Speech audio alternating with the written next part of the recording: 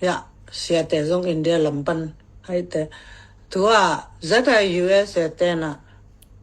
zara re te alan aflek azatu pe India te thao toy terrorist te alan ahi manin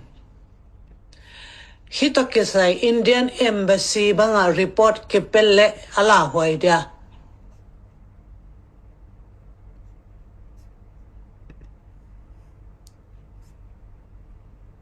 cái đồn tiếng Anh nông đó thấy à India te don India India tới đồn tiếng là India đằng nó mới hiểu mới ta cả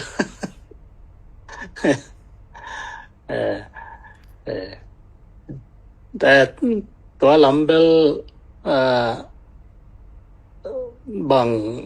thầy kháng mà chân tầm pi công gen định dòng thầy kinh nghiệm lan bel zeta USA san dan atuam khatom min chin ma ka to to ki sai lo dia ka sia amao hi lan pen bang chang a sam bang chang a jang yam chi to jong ki sai zo be ZIUSA ichi pen US sunga zo mi bup I ko sa pi we amak to he pathong te photin mo tul ne la nga ke tul ni le sagia alu thina zo mi bup ai o akipon khati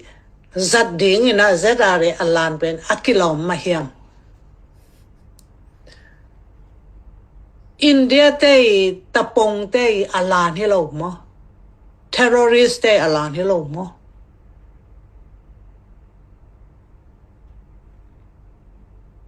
original takabel original takabel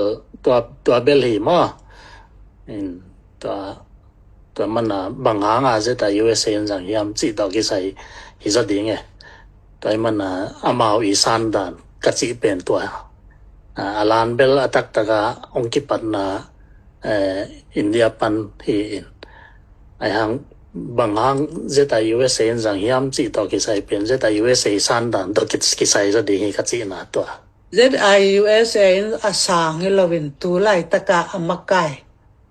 tom no khati san ahi manin mi pi day hilo ben toy manena Indian embassy ki dong le ki report thay mo ki report thay lo cái có bên tổng công lực thấy bất đa sẽ bảo sẽ bảo đồng nên nó chỉ tăng kinh luôn đúng không tua lan to ki sai bel zeta US internal issue hi chi nge no internal so na solve di ngoi lo in tua la min en leling cái tổng phát moderator panin mate kong don na to ya sama don ne ni undot pen chu tak pi mo isu tak pi kha yana ama hi thu ha nga mate minam sunga impact tung tapi ta kom chi pen do kin ya te lo khat mo ya nga te na ya do tapi ta en zo chi ma ba nga e sunga dispute chi na mate ki ngai suna ki pa lo na te pen hoi ta ka ki mai tang ki mo ki kum lem pen